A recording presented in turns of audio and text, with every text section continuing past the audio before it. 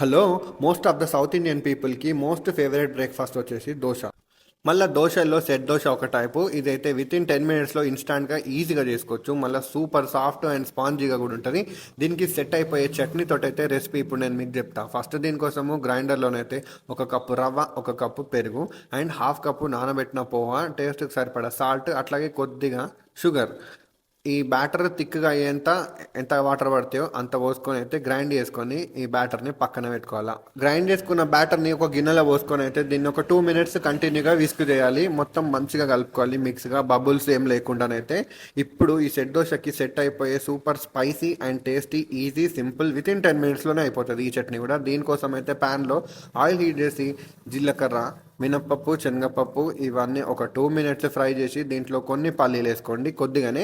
ఇవి కూడా ఒక 2 minutes ఫ్రై అయిన తర్వాత దీంట్లో కొంచెం ఎండుమిర్చి, టేస్ట్కి సరిపడా, అంటే స్పైస్ ఎక్కువ కావాలనుకుంటే కొంచెం ఎక్కువ వేసుకోండి.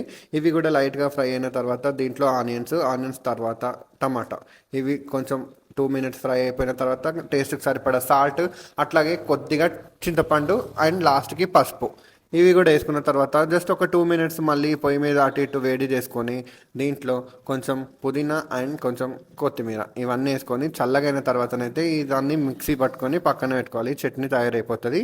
ఇప్పుడు ఈ చట్నీని అయితే తాలింపు వేసుకోవాలా. దానికోసం అయితే అదే ప్యాన్లో కొంచెం నూనె పోసుకొని దాంట్లో ఆవాలు, జీలకర్ర, ఎండుమిర్చి అండ్ అట్లాగే కొంచెం కరివేపాకు, లాస్ట్కి కొద్దిగా ఇంగువ, ఇవన్నీ వేసుకున్న తర్వాత గ్రైండ్ చేసుకున్న మన చట్నీ ఏదైతుందో అది దీంట్లో వేసుకొని కలుపుకోవాలి. అంతే, చట్నీ రెడీ అయిపోతుంది. ఇది ఓన్లీ దోశలకనే కాదు, మనం ఇడ్లీలో కూడా ట్రై చేయొచ్చు అండ్ బజ్జీలో కూడా తినొచ్చు. స్పైసీ ఉంటుంది కాబట్టి మస్తు మంచిగా ఉంటుంది. ఇప్పుడు మన దగ్గరనైతే బ్యాటర్ రెడీ ఉంది కదా, దోశ బ్యాటర్. ఇప్పుడు దోశలు వేసుకుందాం. దీనికోసం ప్యాన్ హీట్ చేసి కొంచెం ఆయిల్ అప్లై చేస్తే సరిపోతుంది. ఒక లాడెల్ ఫుల్ ఆఫ్ బ్యాటర్ తీసుకొని పైన నుంచి పోయాలి అంతే. స్ప్రెడ్ చేయాల్సిన అవసరం ఏం లేదు. ప్యాన్ మీద కూడా మెల్లిమెల్లిగా ఇది ఎంత కుక్ అయిపోతుంటే అట్లా బబుల్స్ వస్తాయి. ఇగో లాస్ట్కి ఇట్లా మొత్తం డ్రై అయిపోయినాకనైతే దోశని తీసేసుకోవాలి. సెకండ్ సైడ్ అయితే ఫ్లిప్ చేయాల్సిన అవసరం లేదు. జస్ట్ నేను గోల్డ్ కలర్ అయిందా లేదని చూసుకోవడానికి ఫ్లిప్ చేసిన అంతే. అంతే, జస్ట్ 10 minutesలో సెట్ దోశ, దానికి సెట్ అయ్యే చట్నీ అయితే అయిపోయింది.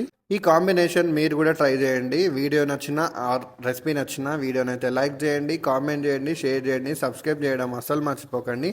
అండ్ వీడియో చూస్తున్న వాళ్ళు కొంచెం ప్లీజ్ రిక్వెస్ట్ చేస్తున్నా, సబ్స్క్రైబ్ చేసుకోవడం మర్చిపోకండి. అండ్ థ్యాంక్ యూ వీడియోస్ చూస్తున్న వాళ్ళందరికీ.